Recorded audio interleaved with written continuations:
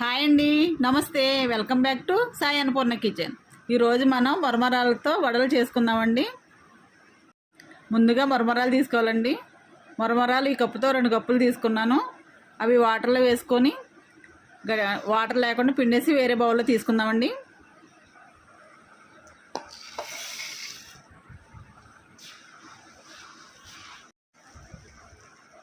ఇలా వాటర్ లేకుండా ఈ బౌల్లో వేసుకుందాం.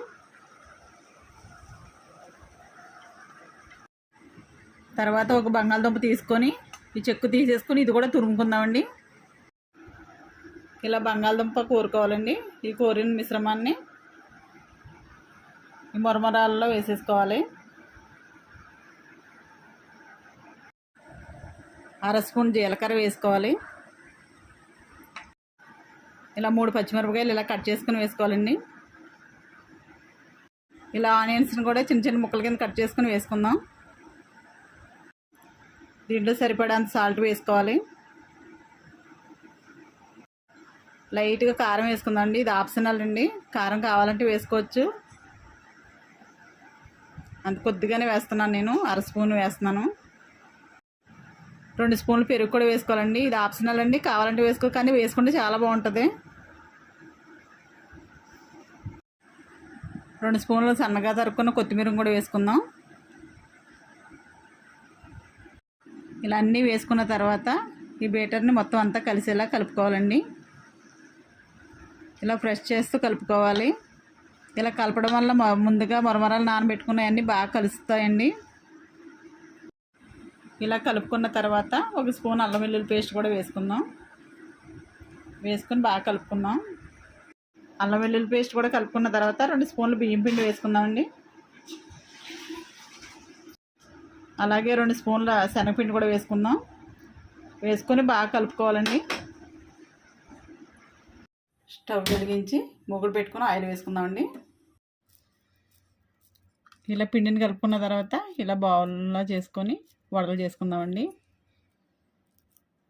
చుట్టూ పగుళ్ళు అవి రాకుండా వడలు చేసుకోవాలి. ఇవి కావాలంటే ఆయిల్ లేకుండా చపాతీ కింద చేసుకోవచ్చు, లేదంటే ఫింగర్ ఉంటాయి కదండి, ఫింగర్ స్నాక్స్ ఉంటాయి కదా, అలా కూడా చేసుకుని వేయించుకోవచ్చు. కానీ నేను ఈరోజు వడలు చేస్తున్నాను. ఇలా వడలు చేసుకోవాలి.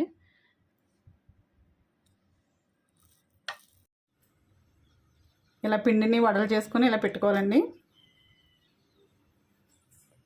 తర్వాత ఆయిల్ వేడైన తర్వాత ఈ వడలను అందులో వేసుకొని వేయించుకుందాం.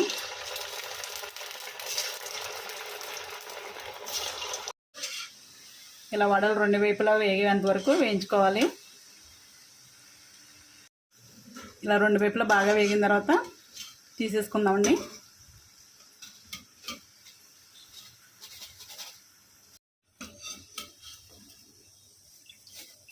ఇలా వడలన్నీ వేరే బౌల్లో తీసేసుకొని మిగిలిన పిండి వడలు కూడా వేసేసుకుందామండి. ఇవి కూడా బ్రౌన్ కలర్ వచ్చేంత వరకు వేయించుకోవాలి. ఓకే అండి, వాళ్ళన్నీ ఇలా వేయించేసుకొని తీసేసుకోవాలి. ఓకే అండి, ఎంతో టేస్టీగా ఉండే మరమరాల వడలు రెడీ అయిపోయాయి. ఇవి చాలా టేస్టీగా ఉంటాయండి. ఈ వీడియో కనుక నచ్చినట్లయితే లైక్ చేయండి, షేర్ చేయండి, కామెంట్ చేయండి. మా ఛానల్ని సబ్స్క్రైబ్ చేయండి. Thank you.